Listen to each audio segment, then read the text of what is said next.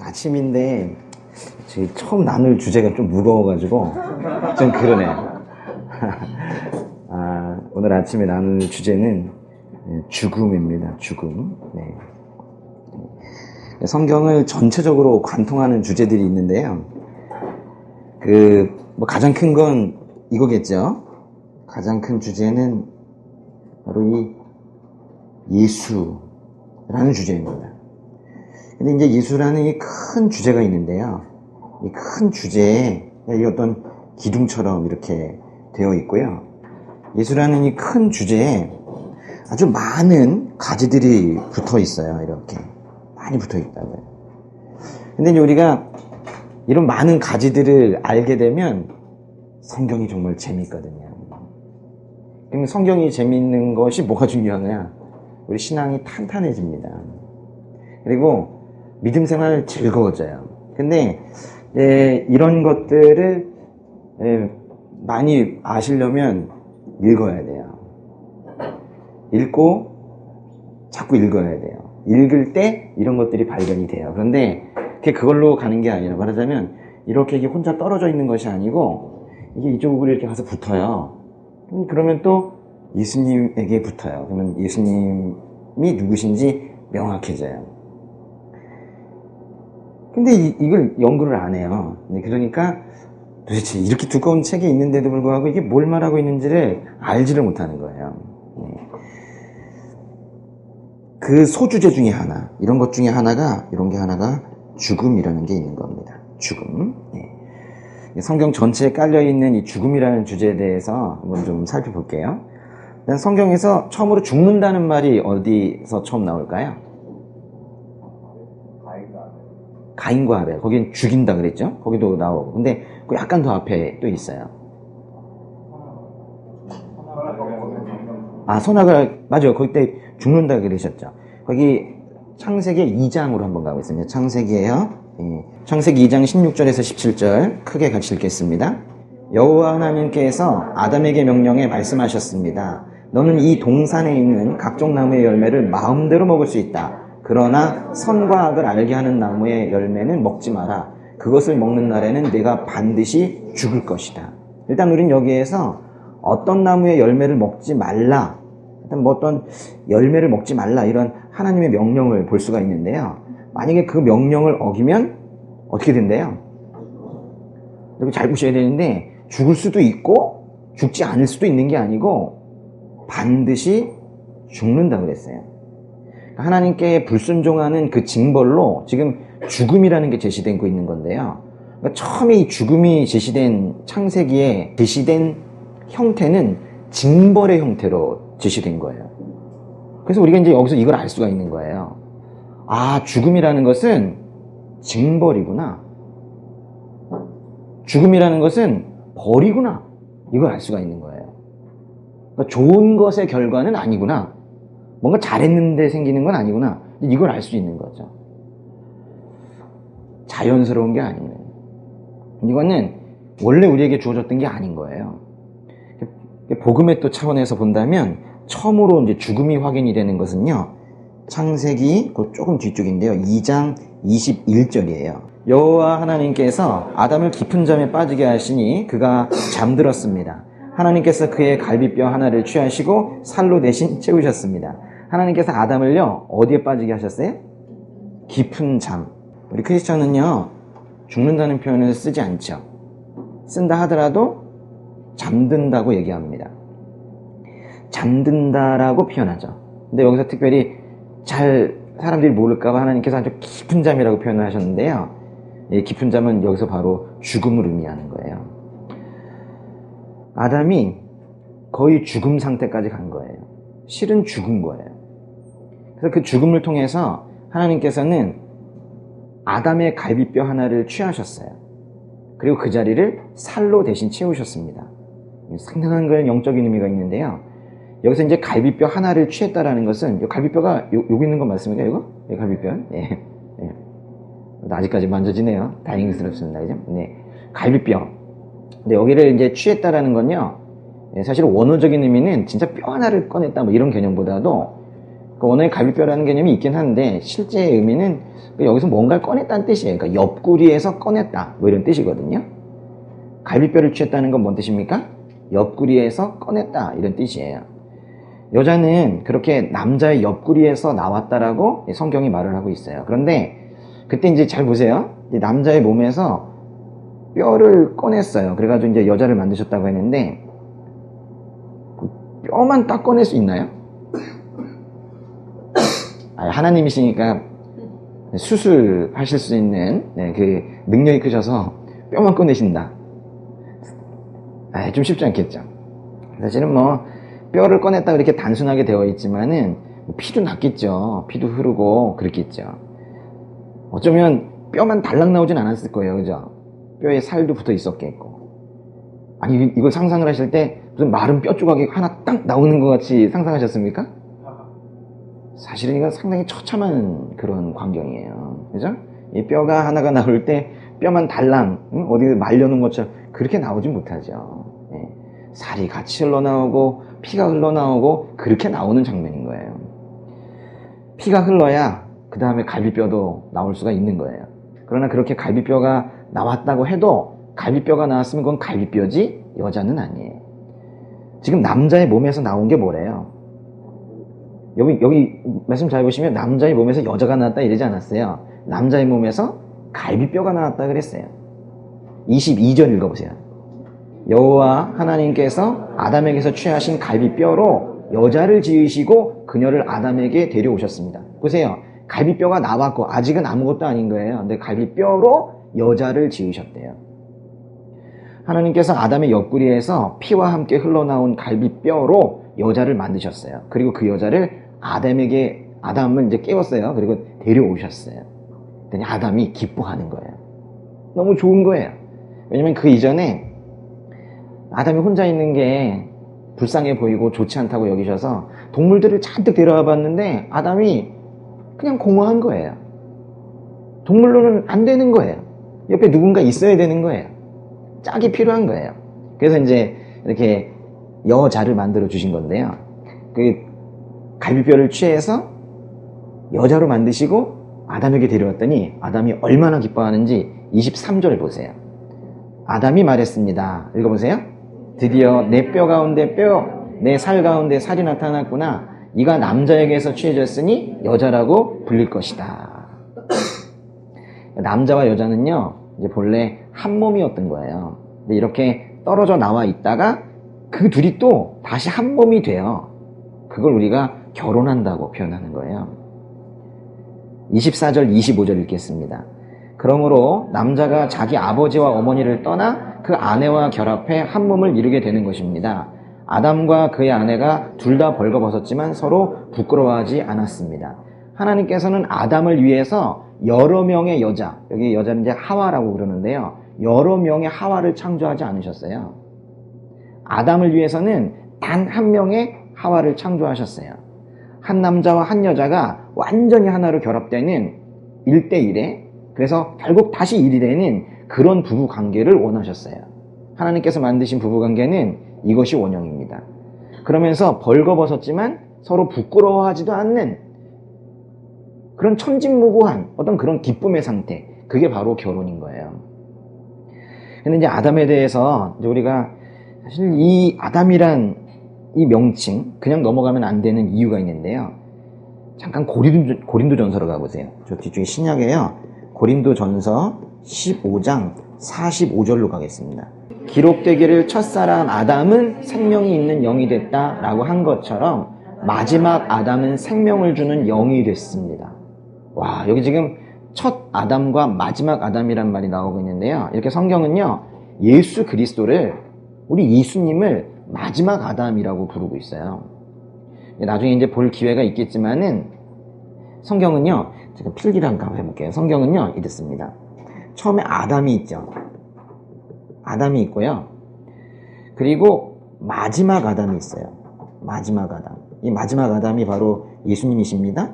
그러니까 아담이 있고 마지막 아담이 있는데요. 좀 격하게 표현하면 아담이 망쳤어요. 마지막 아담이 회복을 시키셨는데 그럼 그 사이에는 뭐가 있는가? 그 사이에 요 사이에 뭐가 있느냐가 매우 중요해요. 요 사이에는요, 정말 많은 아담 비슷한 아담들이 있어요. 여기 이제 제2의 아담들이 있는데요. 아담이 많아요. 그래서 제2 아담들이 있어요. 이게 성경이 구조가 이래요. 첫 아담이 있고 마지막 아담이 있고 그 사이에 수많은 아담들이 있어요. 그 뭐 수많은 아담 중에 뭐 노아도 있고요, 아브라함도 있고요, 모세도 있고요, 뭐 그렇습니다. 그러니까 제2 아담은, 가운데 있는 아담은 아주 집단적이고 다수입니다. 그러나 이제 큰 구조는 이거예요. 아담이 죄를 지어서 타락을 했습니다. 그래서 제2 아담들을 이용을 해서 뭔가 회복을 해보시려고 노력을 했지만 결과적으로는 안 됐습니다. 마지막 아담인 예수 그리스도께서 회복을 시키신다. 이게 성경 전체의 맥락인 거예요. 로마서로 가겠습니다. 로마서예요. 로마서 5장 12절부터 보겠습니다. 이 복음인데요. 놀랍습니다, 또. 여러분이 어제부터 좀 많이 읽고 있는데, 읽다 보니까 정말 명확하고 또 놀랍죠? 안 읽어서 그래요. 많이 읽으셔요. 로마서 5장 12절부터 15절까지 같이 큰 목소리로 읽겠습니다. 그러므로 한 사람으로 인해 죄가 세상에 들어오고 또 죄로 인해 죽음이 들어온 것 같이 모든 사람이 죄를 지었으므로 죽음이 모든 사람에게 이르렀습니다. 율법이 있기 전에도 죄가 세상에 있었으나 율법이 없을 때는 죄가 죄로 여겨지지 않았습니다. 그러나 아담 시대부터 모세 시대에 이르기까지 아담의 범죄와 같은 죄를 짓지 않은 사람들에게까지 죽음이 왕노릇했습니다. 아담은 오실 분의 모형입니다. 그러나 하나님이 그리스도를 통해 주시는 은사는 아담의 범죄와 같지 않습니다.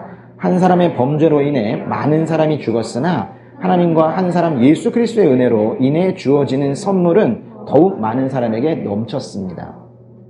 제가 설교를 하는 제 나름대로의 원칙이 있거든요. 제가 해석하지 않는다라는 거예요. 이러이러할 것이다 라고 추정하는 거는 저는 겁이 나서도 못하고, 잘못하면 천국문 닫을 수 있어요. 그래서 저는 절대 안 합니다. 그래서 제가 말씀드리는 부분은 이렇게 성경에 있는 해석을 다시 한번 그냥 다시 또 안내해 드리는 것 뿐이에요. 조금 전에 제가 이 그림을 그린 건 제가 개발해낸 그림이 아니라 바로 로마서에 있는 이 말씀을 드린 것 뿐인 거예요. 한 사람, 즉 아담으로 인해서 죄가 이 땅에 들어왔습니다. 5장 12절에 보시면 한 사람으로 인해 죄가 세상에 들어왔다 그랬잖아요. 또 죄로 인해 죽음이 들어온 것 같이 모든 사람이 죄를 지었고 죽음이 모든 사람에게 이르렀습니다. 근데 거기 보시면은 14절 끝에 뭐라 그랬어요? 아담은 오실 분의 모형입니다 그랬잖아요. 이게 마지막 아담의 모형이 된대요. 근데 아담은 죄를 지었고 예수님은 그걸 해결하신 분인데 어떻게 모형인가? 어떤 이 대표격이라는 것 때문에 그래요. 아담은 죄를 지은 대표격이고 그의 문제를 해결하신 대표격은 또 예수 그리스도이시기 때문에 그런 거예요. 아담의 불순종의 행위를 극복하기 위해서 하나님께서는요, 그 다음에 노아, 또 아브라함, 모세와 같은 많은 제2 아담들, 세컨 아담들을 많이 세우셨지만요, 결국 다 실패했고요. 마지막 아담인 예수 그리스도께서 모든 것을 회복시키셨습니다. 이게 성경의 맥락이라고요. 바울은 아담과 그리스도를 아주 대표하는 인물로 우리가 제시하고 있는데요. 그들의 행동이 그 아담, 사실 여기 보시면요, 이 그림에서 요 아담 한 명이죠. 그리고 마지막 아담도 한 명이고 여기만 다수인 거예요. 그죠? 근데 이 한 분 한 분, 이분들이 이제 대표하는 인물인데 이분들의 어떤 행동이 그들에게 속한 모든 사람의 운명을 결정해요. 이게 큰 거예요. 그러니까 이 아담의 어떤 행동이 모든 사람을 운명을 결정하고 좀 마지막 아담 예수 그리스도의 어떤 행동이 모든 사람의 운명을 결정한다라는 거예요. 아담이 범죄했고 그 죄를 통해서 그에게 속한 모든 사람에게, 그에게 속한 모든 사람이라는 건 그 위에 출생된 모든 사람들인데요, 그들에게 죄와 죽음이 임한 것 같이 그리스도께서는, 예수님께서는 순종하셨고 십자가에 죽기까지 순종하셨고, 그래서 그분의 순종을 통해서 그분에게 속한 모든 사람에게 의와 생명이 임했다. 이것이 성경이 말하는 거예요. 고린도 후서로 가보겠습니다. 고린도서 11장 2절. 예. 여기서 또 이제 성경에 또 하나의 아주 큰 비유를 볼 수가 있는데요. 성경에서는 어떻게 표현하는가 보세요. 왜냐하면 나는 하나님의 열심으로 여러분을 위해 열심을 내고 있기 때문입니다. 나는 여러분을 순결한 처녀로 한 남편인 그리스도께 드리려고 약혼시켰습니다. 거기 잘 끊어 읽으셔야 되는데 두 번째 문장에요. 나는 여러분을 순결한 처녀로 한 남편인, 그래서 이제 순결한 처녀로 끊고 한 남편인 그리스도께 드리려고. 그러니까 지금 바울이 고린도 교회에 보내는 편지에서 뭐라고 했냐면요. 이 성도들을 순결한 처녀로, 그래서 한 남편인 그리스도께 드리려고 약혼시켰다. 지금 이렇게 말을 하고 있는 거예요.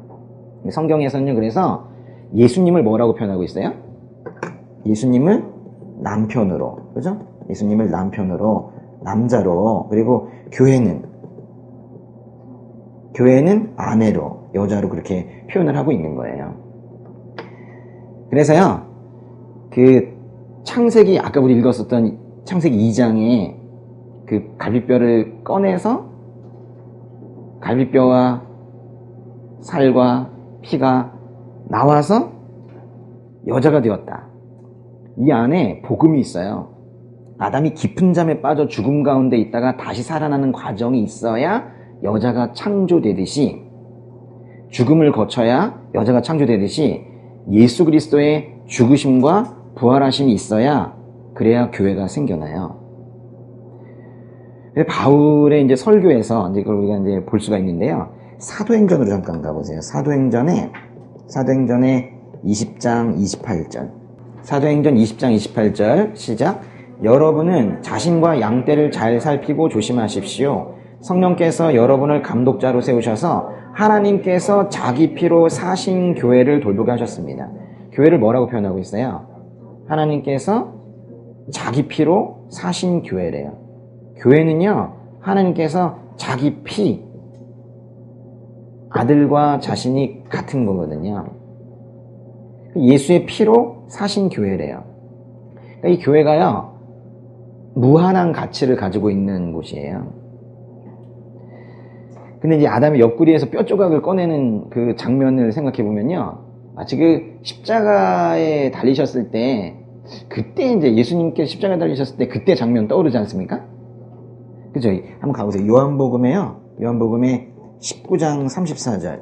요한복음 19장 34절에 보시면은 예수님께서 십자가에 달리셨을 때 죽으시는 장면인데, 예수님을 빨리 죽이려고 어떤 행동들을 하는지 보세요. 같이 읽겠습니다. 대신에 그중 한 군인이 창으로 예수의 옆구리를 찔렀습니다. 그러자 피와 물이 쏟아져 나왔습니다. 여러분, 예수님 옆에 두 죄수가 달렸는데 그들은 이렇게 하지 않았어요. 그들은 다리를 꺾었습니다. 그런데 예수님만 옆구리를 이렇게 찔렀어요. 그래서 뭐가 쏟아져 나왔어요? 피와 물이 쏟아져 나왔습니다. 아담과 하와가 한 몸으로 결합되는 모습은, 그래서 예수 그리스도와 교회가 또 한 몸이 되는 모습이고요. 이렇게 아담이 잠드는 사이에 거기에서 뼈를 꺼내서 여자를 만드는 이 모습은 바로 예수 그리스도의 죽음과 부활을 통해서 교회를 만드시는 그런 모습이에요. 아담에게 다른 하와가 없는 것처럼 예수님에게도 교회 이외에는 다른 아내가 없어요. 이 중요한 거예요. 아담에게 하와밖에 만들어주지 않으신 것처럼 예수님 곁에 교회 말고 만들어주신 게 없다고요. 예수님 옆에 다른 이상한 종교들의 뭘 만드신 게 없다고요. 그냥 교회밖에 만드시지 않았다고요. 그러니까 이제 교회는 어떻게 해야 되겠어요?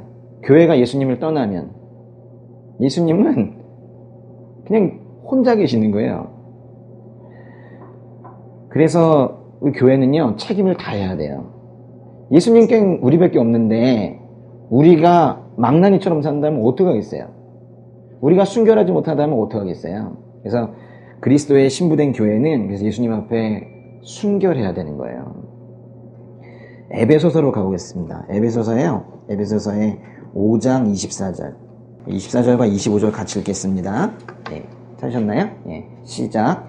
교회가 그리스도께 복종하듯 아내들도 모든 일에 남편에게 복종하십시오. 남편들이여 아내 사랑하기를 그리스도께서 교회를 사랑하시고 교회를 위해 자신을 내어주심같이 하십시오. 지금 여기 남편과 아내의 관계를 그리스도와 교회의 관계로 얘기하고 있는데 여기서는 지금 중심이 남편에게 잘하라고 하는 거예요. 교회 보고 잘하라고 하는 거예요. 그러니까 지금 남편과 아내 얘기가 중심인 거예요. 여기에서 지금 교회와 그리스도 얘기가 중심인 거예요. 그리스도 교회처럼 남편이 사랑하고 아내는 순종하라 이 얘기잖아요. 그래가지고 이 구문을 가지고 설교를 하시는 분들은 계속 남편들 잘하라고 그래요. 그리고 아내들 똑바로 하라고 그래요. 그리고 설교가 끝나요. 사실은 근데 이거는 구문은 그렇게 되어 있는 것 같지만 에베소서 끝까지 안 읽어서 그래요. 에베소서 끝에 5장의 끝부분으로 쭉 가시면은 사실은 이거는 남편과 아내 이야기는 중심이 아니에요. 교회와 그리스도 얘기인 겁니다.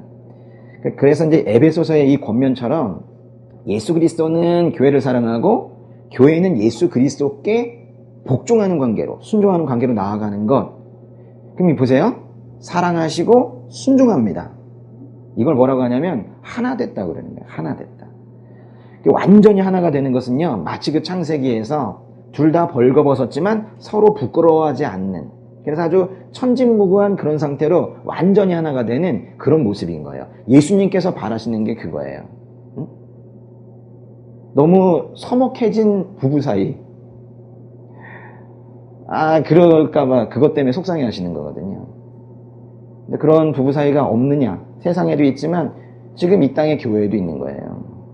예수님께서 바라시는 것은 이 많은 여러 가지 다양한 비유도 드리지 않습니다. 이렇게 남편과 아내의 비유를 계속 드시는데 이렇게 완전히 하나 되는, 둘 다 벌거벗었지만 부끄러워하지 않는 이 천진무구한 기쁨의 상태, 그런 것들을 원하고 계시는 거예요. 창세기로 다시 한번 가보세요. 지금 죽음 얘기를 좀 하고 있었는데요. 창세기의 3장의 1절로 한번 가보겠습니다. 여기 창세기 3장도 죽음을 말하고 있는데요. 3장 1절부터 3절까지 한번 읽어보겠습니다. 시작. 여호와 하나님께서 만드신 들짐승 가운데 뱀이 가장 교활했습니다. 그가 여자에게 말했습니다. 정말 하나님께서 동산의 어떤 나무의 열매도 먹으면 안 된다 라고 말씀하셨느냐? 여자가 뱀에게 말했습니다. 우리는 동산에 있는 나무들의 열매를 먹어도 된다. 그러나 하나님께서 동산 한가운데 있는 나무의 열매는 죽지 않으려거든 먹지도 말고 건드리지도 마라 라고 말씀하셨다. 여기서 잠깐요, 하나님의 명령과 하와의 말을 잠깐 비교해 보세요. 이게 말하자면 이제 여기 하와의 말이 있고요. 그 앞에 창세기 2장 16절 17절은 요거는 하나님께서 명령하신 거거든요. 요거 두 개 명령이 정말 같은지 한번 보세요. 창세기 2장 16절 17절도 한번 읽어볼게요. 여호와 하나님께서 아담에게 명령해 말씀하셨습니다. 너는 이 동산에 있는 각종 나무의 열매를 마음대로 먹을 수 있다. 그러나 선과 악을 알게 하는 나무의 열매는 먹지 마라. 그것을 먹는 날에는 내가 반드시 죽을 것이다. 지금 옆에 있는 분들과 그 두 구문을 지금 이 창세기 3장 1절부터 3절까지와 창세기 2장 16절 17절 있죠? 요거에 어떤 차이점이 있는지 한번 논의해 보세요. 잘 보세요. 하나님께서는 무엇을 먹지 말라고 하셨어요? 선과 악을 알게 하는 나무의 열매. 딱 그거 하나 먹지 말라고 하셨어요. 선과 악을 알게 하는 나무의 열매 먹지 마라.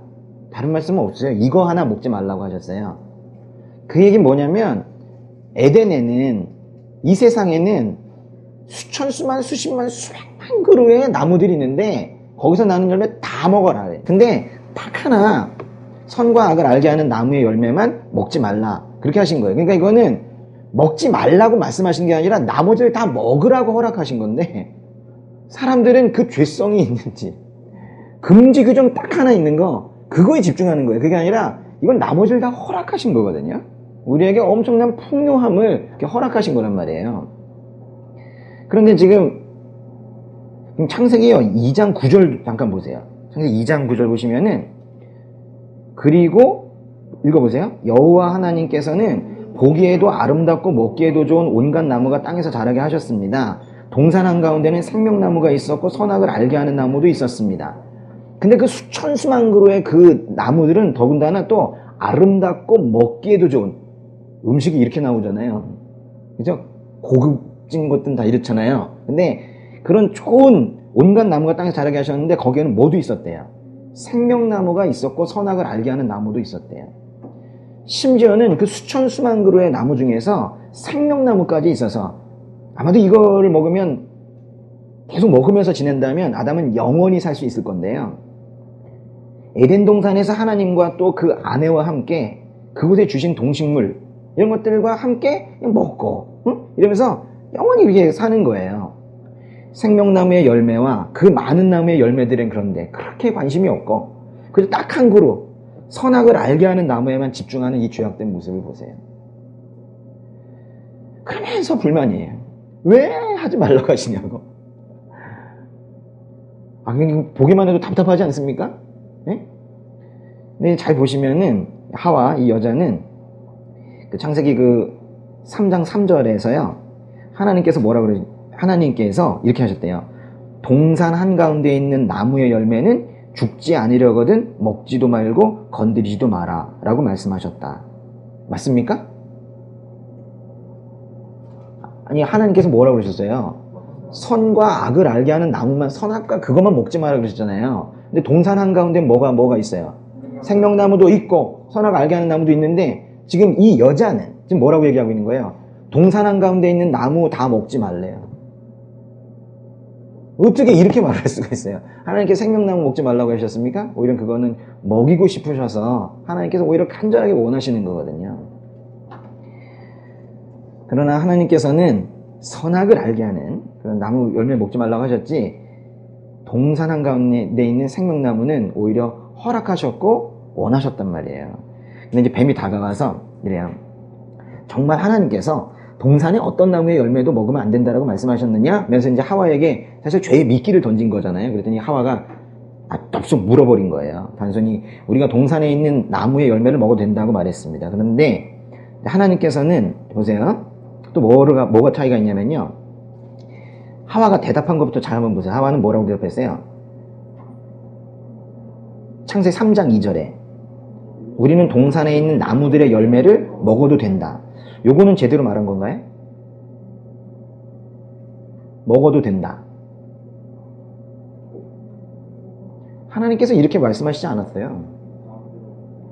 그 2장 16절 보세요. 2장 16절에 보시면은 너는 이 동산에 있는 각종 나무의 열매를 마음대로 먹을 수 있다 그랬죠. 제가 여기 좀 유식하게 영어를 하면서 볼게요. 마음대로. freely. 예? 마음대로 먹을 수 있다 그랬죠. 마음대로 먹을 수 있다.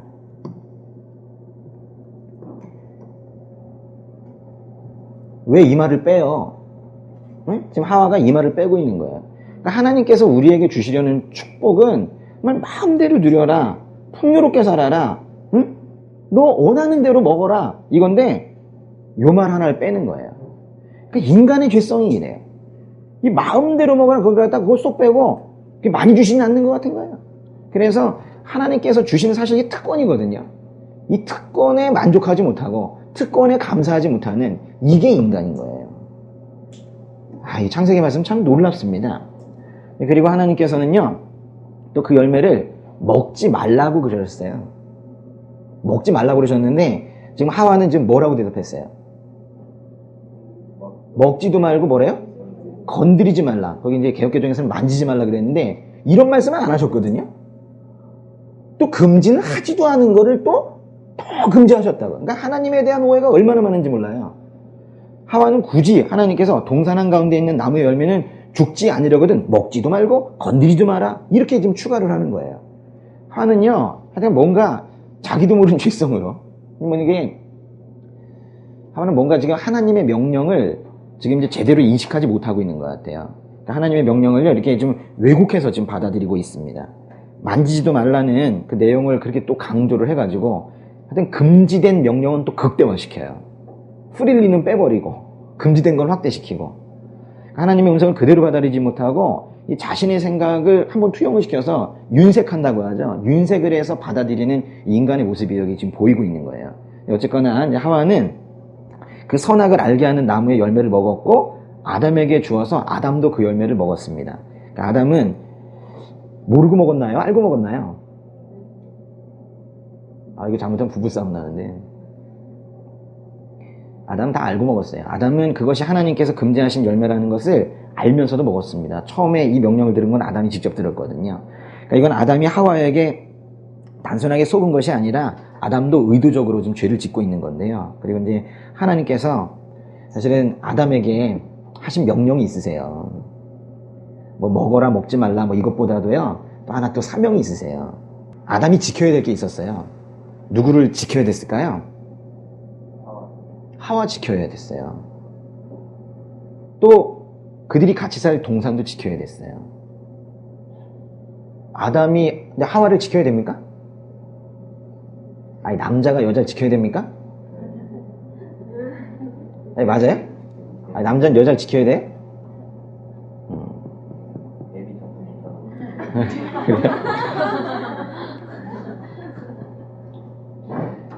창세기 2장 15절 가보세요.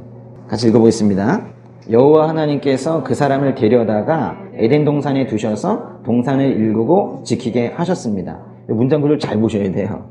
여호와 하나님께서 그 사람을 데려다가 에덴 동산에 두셔서 동산을 일구고 지키게 하셨습니다 했는데요. 여긴 지금 에덴 동산에 있는 모든 걸 다 지켜야 되는 거예요.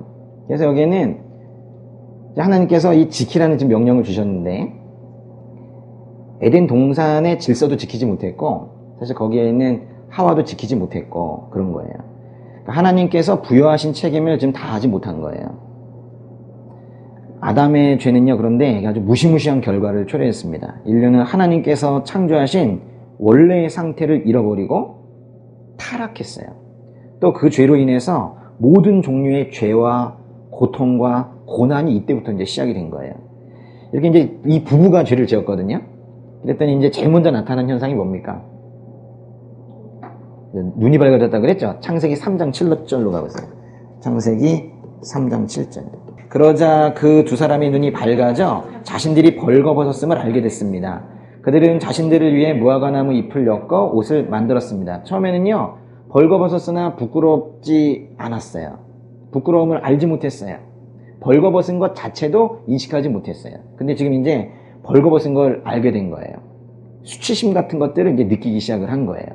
그랬더니 급히 어떻게 했대요? 자신들을 위해, 이거 참 문제 있는 표현인데, 무화과나무 잎을 엮어 옷을 만들었대요. 두 사람이 벌거벗었으나 부끄러워하지 않던 천진무구한 기쁨의 상태에서 이제는 벌거벗었음을 알고 부끄러운 상태가 된 거예요. 그래서 부랴부랴 무화과 나무 잎을 엮어서 옷을 만들어 몸의 일부를 가렸습니다. 그리고 3장 8절 읽어보세요.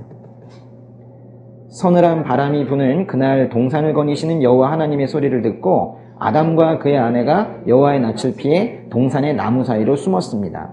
죄를 지어서 이 타락한 인생이 하나님의 존재를 이때 인식을 하니까 죄짓기 전과 후가 다른 거예요. 죄 지은 이후에 하나님의 존재를 인식하니까 하나님을 어떻게 했어요? 피했어요. 그래서 동산의 나무 사이로 숨었어요. 그런다고 안 보입니까? 하나님께서? 눈이 밝아져서 수치심을 느끼기 시작을 했고 하나님의 소리가 들리니까 오히려 하나님을 피해서 나무 뒤로 숨는 이 현상을 우리는 뭐라고 표현하냐면 죄라고도 하는데 이걸 죽었다라는 거예요. 지금 죽음 얘기를 하고 있는 건데요. 이거를 특별히 영적으로 죽었다라고 하는 거예요. 정말 죽은 모습은 뭐냐면 하나님을 피해서 숨는 거 있죠. 이거를 우리가 죽었다고 하는 거예요. 이 3장 8절이 가장 슬픈 구절입니다. 죄 지은 상태까지는 그냥 기분 나쁜 정도인데 3장 8절은 이건 정말 절망적인 거예요. 근데 이거는요, 이거 뭐 창세기의 교리인가? 아닙니다. 우리가 알죠? 알잖아요. 이건 우리도 다 알잖아요. 우리가 이건 경험으로도 알 수 있는 얘기죠. 근데 이제 아담은 그리고 나서 더 살았어요. 그죠? 더 살았죠. 이제 더 살다가 사실은 930세에 죽었습니다. 그때는 이제 육적으로 죽었죠. 이미 이전에 3장 8절에서 피할 때, 하나님을 피해서 뭐 나무 뒤든 바위 뒤든 숨을 때 그때 영적으로 이미 죽었는데 뭐 더 살긴 했지만 930세라고 해야 그게 뭐 깁니까 그게. 네. 그때 육적으로 완전히 죽었죠. 하나님께서는 그래서요, 아담이 죄를 지었을 때 너 죽을 거야 라는 표현을 어떻게 하셨냐면요, 창세기 3장 19절 가보세요. 읽어볼게요. 네가 흙에서 취해졌으니 흙으로 돌아갈 때까지 내 얼굴에 땀이 흘러야 내가 음식을 먹을 것이다. 너는 흙이니 흙으로 돌아갈 것이다. 그래서 이제는 애를 써야 살 수 있는 그런 인생이 되었고, 흙이니 흙으로 돌아갈 것이래요. 지금 저희는 이제 죽음에 대해서 말하고 있는데요. 죽음에 대한 언급도 보았고, 뭐 영적인 죽음, 또 육적인 죽음, 뭐 이런 것들도 다 보셨는데, 사실은 이제 죽음의 이야기에서 절대로 빼놓을 수 없는 것이 그 다음 절에 있는 창세기 3장 21절입니다. 이거는요, 정말 중요한 말씀이에요. 여호와 하나님께서 아담과 그 아내를 위해 가죽옷을 만들어 입히셨습니다. 무화과 나무잎으로 엮은 금방 시들어버리는 그 옷을 입고 있는 아담과 하와를 보면서 얼마나 혀를 끌끌 차셨겠어요. 그래서 하나님께서 아담과 하와에게 가죽옷을 지어 입히셨는데요, 이거는 죄를 지었지만 버리지 않으셨다는 뜻이에요. 뭔 뜻이에요?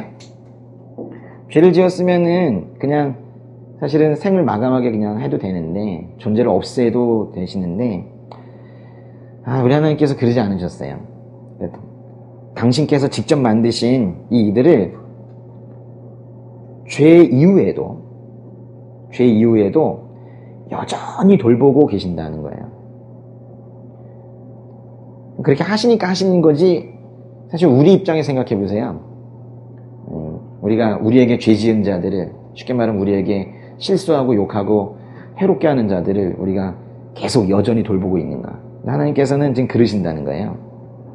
하나님께서 아담과 하와에게 가죽옷을 만들어 입히시기 위해서는 가죽이 있어야 되는데요, 그러면 짐승이 죽어야죠. 그래서 여기서 또 죽음이 나오는 거예요. 죽음이라는 단어가 여기 명확하게 나오진 않지만은 이 가죽옷이라는 이 말 자체가 하나님의 구원의 역사에는 죽음이 포함되어 있다는 것을 오히려 아주 명확하게 얘기해 주는 거예요. 사실 이 가죽옷 이야기가 계속 나와요, 성경에는. 이제 나중에는 어떻게 나오냐면요, 그러니까 짐승이 죽어야 된다는 거예요. 하나님께서 죄 지은 인생에게 뭔가 죽음을 통해서 뭔가 그를 보호하시고 구하신다, 이런 이야기가 계속 나와요. 일단 어디에 나오냐면요, 나중에 하나님께서 모세라는 사람을 통해서 이스라엘을 이집트에서 끌어내신 이후에 광야 생활할 때 성막 지으라고 하시고 성소 지으라고 하시고 하면서, 거기서 이제 이스라엘 사람들이 양과 소와 같은 그 희생 제물을 통해서 죄를 용서받아요.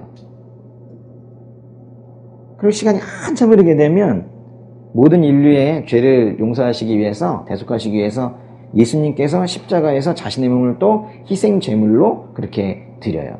그래서 여기 창세기에 나오는 이 가죽옷은 나중에 희생 제사와 그 십자가의 제사, 그것을 지금 겨냥을 하시고 미리 말씀하신 거예요.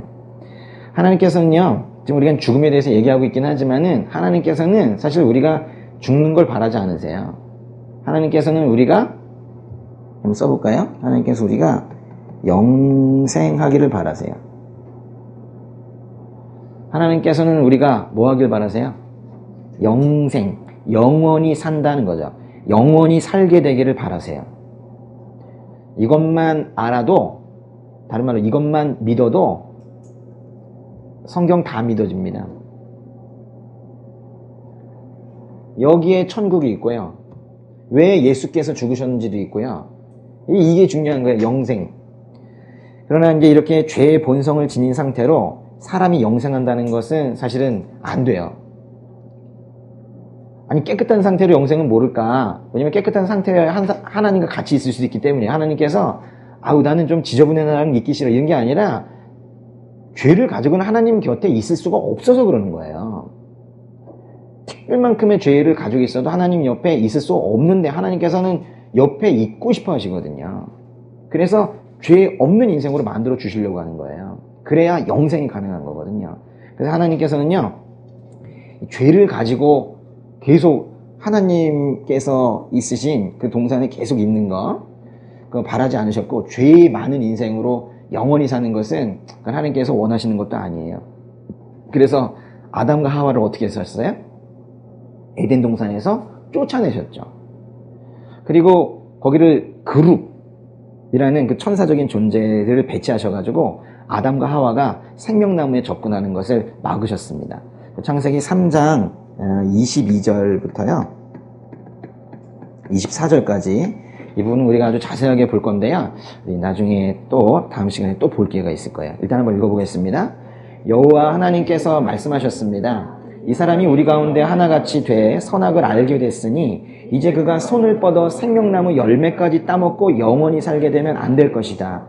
여호와 하나님께서 그를 에덴 동산에서 내보내 그가 취해졌던 땅을 일구게 하셨습니다. 하나님께서 그 사람을 쫓아내시고 에덴 동산 동쪽에 그룹들과 회전하는 칼의 불꽃을 둬 생명나무로 가는 길을 지키게 하셨습니다. 거기 그룹이라는 거 있죠? 그룹. 천사적인 존재들을 두어서 동산을 대신 지키게 지금 하셨대요. 이제 아담은요, 땅을 일구긴 일구는데 에덴 동산이 아니에요. 그 23절에 보시니까 뭐라 그랬어요? 그가 에덴 동산에서 내보내 밖으로 간 거예요. 거기 가가지고 그가 취해졌던 땅을 일구게 하셨습니다. 그러니까 에덴 동산 밖에 있는 땅을 또 일구게 된 거예요. 가장 심각한 것은요, 사실 뭐 이거 일하게 된다는 것보다도 죄를 지어서 뭐 죽을 수밖에 없는 그런 인생이 되었다는 건데요. 죄인된 인생으로 영생하는 것을 막으시기 위해서 하나님께서 불이 돌아가는 칼로 생명나무의 접근을 막으셨다는 거예요. 그래서 성경이요, 계속 이 문제 있죠. 생명나무를 더 이상 먹을 수 없게 됐다라는 이 문제, 에덴을 잃어버렸다라는 이 문제를 해결하는데 성경이 집중하고 있는 거예요. 인간을 죽음으로 몰고 간 죄를 어떻게 해결해야 하는가의 문제. 또 하나는 영원한 생명을 어떻게 해결해야 하는 그 문제. 다시 보세요. 죄를 어떻게 해결해야 되는가? 또 영원한 생명을 얻는 것은 어떻게 해야 되는가? 이 두 개의 문제를 가지고 고민하는 책이 성경인데, 사실 이 두 문제는 한 문제이기도 하죠. 결론부터 말씀을 좀 드리면은, 하나님께서는 결국 이 두 문제를, 어쩌면 한 문제를 모두 해결하셨습니다. 이게 성경의 또 결론이에요. 문제가 터졌다. 하나님께서 해결을 하셨다. 특별히 예수 그리스도를 통해서 해결하셨다. 는 책이 성경이라고요. 그래서 이제 우리는 그 해결됐으면 이제 우리는 어떻게 해야 돼요? 그래서 이제 우리에게 종용하시는 게 그거예요. 죄의 문제가 있었다. 영생을 잃어버린 문제가 있었다. 예수 그리스도를 통해서 하나님께서 해결하셨다. 그럼 우리는 뭐냐고요? 우리는 그 결과, 그 해결하신 그 결과, 그 열매를 먹어라. 이거예요. 우리 보고 해결하라고 하지 않으시고 우리는 그 결과를 그냥 취해서 가지고 살아가라라는 거예요. 제가 어제부터 계속 말씀드리지만 우리에게 대단한 걸 바라시지 않아요. 절대로. 우리를 알아요. 우리를 아신단 말이에요. 우리가 얼마나 유약하고 부족한 존재인지 알기 때문에 하나님께서 하신 거를 그냥 가져라. 이게 뭘 특별히 바라시지 않고 그걸 알고 좀 있을래? 응? 내가 해결한 거 알고 있을래? 믿을래? 이거예요. 예수 그리스도를 믿고 끝까지 신실하게 따르는 성도들에게는 그 잃어버렸던 그 생명나무의 열매를 먹게 한다라는 그런 약속이 결국 있어요. 다시 먹게 됩니다. 요한계시록으로 가세요. 요한계시록에요. 일단 2장 7절. 귀 있는 사람은 성령의 교회들에게 하시는 말씀을 들어라. 이기는 사람에게는 내가 하나님의 낙원에 있는 생명나무 열매를 먹게 할 것이다. 생명나무 잃어버렸는데 그것이 창세기에서 잃어버렸는데요. 이 성경의 맨 끝에 있는 요한계시록에서 생명나무 열매 먹게 할 것이다 라는 약속으로 끝나는 거예요. 계시록의 좀 뒤쪽에요. 22장의 2절도 보세요. 이게 얼마나 중요한지 몇 번 반복을 하시는데요. 읽을게요. 강물은 도성의 길 한가운데로 흐르고 있고 강 양쪽에 있는 생명나무는 매달 열매를 맺어 12열매를 맺고 나뭇잎들은 나라들을 치료하는 데 쓰입니다. 22장에요. 14절을 읽어보겠습니다. 14절. 생명나무를 취할 권리를 가지며 문들을 통해 도성으로 들어가려고 자기의 옷을 빠는 사람들은 복이 있다. 그러니까 그것을 믿는 자는 생명나무를 회복시킨 분이 누군지를 아는 자는, 다른 말로 하면 그 생명나무가 곧 예수님이라는 걸 아는 자는 복이 있다. 복이 있다는 게 뭔 뜻이에요? 구원받는다라는 뜻이에요. 그런데요, 그런 반면에 22장 19절을 보시면은 그걸 믿지 못하는 자들 어떻게 되는지 한번 보세요. 22장 19절에 그리고 누구든지 이 예언의 책의 말씀들로부터 어떤 것이라도 없애버리면 하나님께서는 이 책에 기록된 생명나무와 거룩한 도성의 그의 몫을 없애버리실 것입니다. 그래서요, 이 말씀을 비방하거나 이 말씀을 믿지 못하거나 이런 자들, 결국은 뭐 하나님의 말씀을 믿지 못하는 자들의 경우에는 그 생명나무의 몫을 없애버리실 거래요. 이렇게 성경이란 책은요, 생명나무에서 시작을 해서 생명나무로 또 끝나는 책인데요.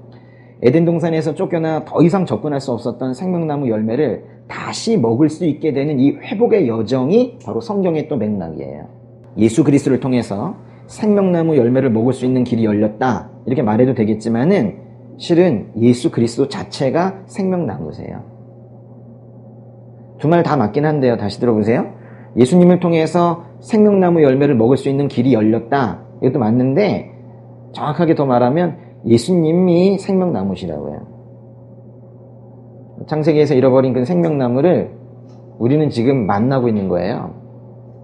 우리가 이미 믿고 있는 그분이 생명나무시라고요. 예수님을 믿느냐 안 믿느냐는, 또 기독교라는 종교를 가지느냐 가지지 않느냐는 그런 문제가 아니라고요.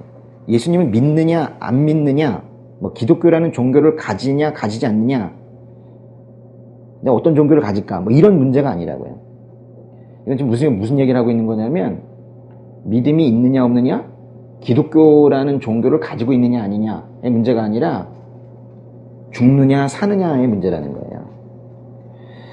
근데 이게 이제 우리가 크리스천이 되고 안 되고의 문제, 교회에 나오고 안 나오고의 문제가, 이게 죽음과 생명의 문제라고 생각이 된다면 사실 말씀 선포되는 자리면 그냥 만사 제쳐놓고 달려가죠. 근데 사실 이제 거기까지 생각이 이르지 못하기 때문에 갈까 말까, 좀 바쁜데 생명과 죽음의 문제에서 바쁜데 이런 얘기를 어떻게 해요? 그러니까 지금 이제 우리가 이 성경에 대한 인식이 얼마나, 사실 이런 표현 그런데 얼마나 천박한지 몰라요. 가난해요. 이게 무엇을 다루고 있는 책인지를 안다면, 물론 이제 사실 제대로 선포되는 자리로 가려고 해야 되겠죠. 그죠? 네, 근데 복음이 선포되는 자리라면, 예수 그리스도가 증언되는 자리라면 사실 그냥 가야 되거든요. 죽느냐 사느냐의 문제인데요. 우리를 살리려는 그 생명의 영과 우리를 죽이려는 죽음의 영이 싸우고 있어요. 팽팽한 긴장감 속에서 가운데 하나를 두고 싸워요. 뭘 두고 싸우게요? 죽음의 영과 생명의 영이 성도의 영혼을 두고 서로 줄다리기를 하면서 그게 싸워요. 천국으로 데려가려고, 지옥으로 끌고 가려고 계속 그렇게 싸우고 있어요. 또 다른 표현을 한다면 이 책은 그런 전쟁 이야기예요. 여러분의 영혼을 생명으로 끌고 가려는, 생명으로 인도하려는 영과 죽음으로 끌고 가려는 그 나쁜 영의 전쟁터가 바로 또 이 책이라고요. 신앙생활을 하면서 우리가 어떻게 생각하고 어떻게 행동해야 하는지, 또는 우리의 모든 삶의 순간에 어떻게 처신해야 하는지의 문제는요, 사실 그 기준이 매우 단순해질 수 있어요. 내가 어떤 진로를 선택할 것인가, 내가 누구를 만날 것인가, 뭐 어떤 일을 할 것인가, 지금 이 시간 나 뭐 할 건가, 이런 것들의 기준이요, 아주 간단하게 이래면 좋아요. 중요한 순간에 이게 생명의 길인가 죽음의 길인가, 이걸로 판단하면 명확하죠. 근데 우리는 좀 더 편한가? 안 편한가? 돈이 벌리나? 안 벌리나? 이런 정도 수준으로 세상을 판단하고 있는데, 이제 우리의 삶의 기준이 생명의 길인가? 죽음의 길인가로 판단이 되면 좋겠어요. 단순히 좀 더 배부르고 좀 더 편한 것으로 삶의 방향을 바꾸지 마세요. 단순히 좀 더 기분 좋고 좀 더 재밌는 쪽으로 삶의 방향을 틀지 마세요. 좀 더 배부르고 좀 더 편하고 좀 더 기분 좋고 좀 더 재밌는 곳 쪽으로 가도 그게 생명의 길이 아니라면 가시면 안 되는 거예요. 그런 것들은요, 하나님께서 필요하다면 주세요. 그걸 나쁘다고 말하는 게 아니에요. 그건 하나님께서 필요하다면 주시는 액세서리 같은 거예요. 그건 우리 삶의 본질이 아닙니다. 죽음과 생명이 우리의 본질인 거예요. 더 정확하게 말하면요, 보세요. 써보세요. 죽음과 생명, 어디로 갈 것인가? 사망과 생명, 어디로 갈 것인가? 더 정확하게 말씀드리면 이겁니다. 이 죽음이라는 건요, 둘째 사망. 생명은 더 정확하게 말하면 부활 생명, 다른 말로 하면 또 영생, 이건데요. 그러니까 이게 그냥 단회성이 아닌 거예요. 둘째 사망, 멸망, 지옥 가는 거예요. 지옥 가는 거. 그리고 생명, 부활 생명, 영생인 거예요. 영원한 벌과 영원한 생명의 문제라는 거예요. 죽으면 끝 아니라는 거예요.